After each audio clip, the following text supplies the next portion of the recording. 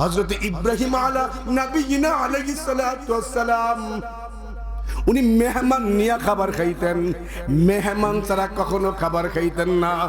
একদিন খাবার রেডি, মেহমান তালাশ করতেছেন, রাস্তায় মেহমান খুঁজতে গেছেন, একজন মেহমান পাইছেন, উনি বেঈমান।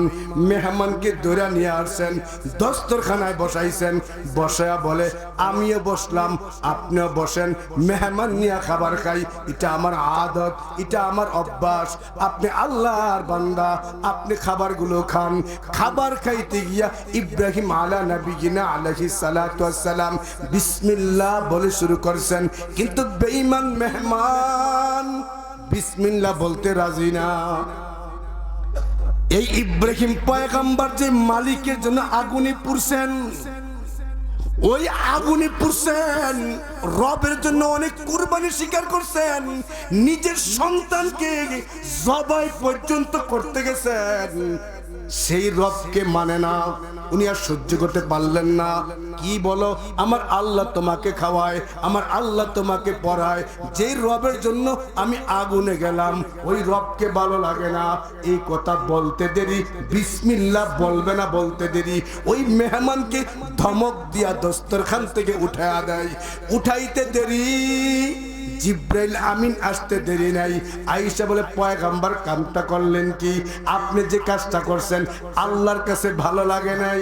এই লোকটা আপনার সামনে আল্লাহর নাম নেয় নাই, তাই দস্তরখানে খাবার থাকার পরও খাবার না, খাবার আপনি খাবার নাই। অথচ লোকটা জীবন ভর আমার আল্লাহকে ডাকে না, জীবন ভর আল্লাহকে মানে না।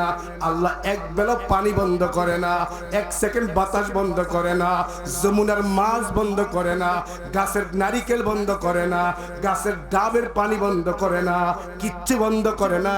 ইমানদার যেমন সমান অধিকারে বাতাস পায়, ইমানদার যেমন সমানভাবে আলো বাতাস পায়, বেঈমান ও হিন্দু সমানভাবে আলো বাতাস পায়, ঠিক কিনা বলেন?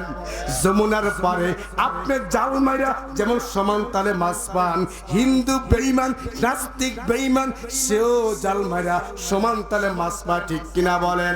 আল্লাহ কাউকে ঠকায় না, তুই ইমানদার তাই বেশি পাবি, ও বেঈমান কম পাবে না, তা হবে না। আল্লাহ সবাইকে দুনিয়া সমান দিচ্ছেন। ওই জিবরিল আমিন বলে কামটা করলেন কি? আল্লাহ পাক সহ্য করে নাই, আপনার কাজটা পছন্দ করে নাই। এই কথা শুনতে দেরি, ইব্রাহিম পয়গম্বর তার অন্তরে রবের জ্বালা ধরে যায়। মেহমানকে খুঁজতে লাগলেন, কি করলাম কামটা? ঠিকই তো, আল্লাহকে 60 বছর মানে না, আল্লাহ আলো বাতাস বন্ধ করে না, আমি কেন খাবার বন্ধ করলাম? ইব্রাহিম পয়গম্বর মেহমানকে খুঁজতে রাস্তা বের হইছেন, অনেক দূরে গিয়া পাইছেন, পায়া বলে চলেন। আমি ভুল করে বলছি চলেন। মেহমান বলে মু ইব্রাহিম পয়গম্বর একবার নিজ ইচ্ছা দাওয়াত দিয়া নিয়ে গেলেন, বেজ্জতি করে উঠায়া দিলেন, আবার ডাকতে আইছেন, মস্করা করেন নাকি?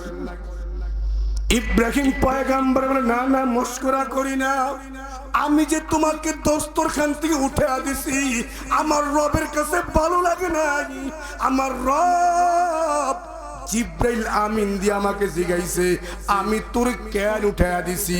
খোদার কসম কিতাবে লেখা হয়, এই কথা বেঈমান শুনতে দেরি, বেঈমান আবারও জিগায়, আমাকে আপনি যে দস্তরখান থেকে উঠাইয়া দিছেন আসমানের মালিক বুঝি খবর লইছে?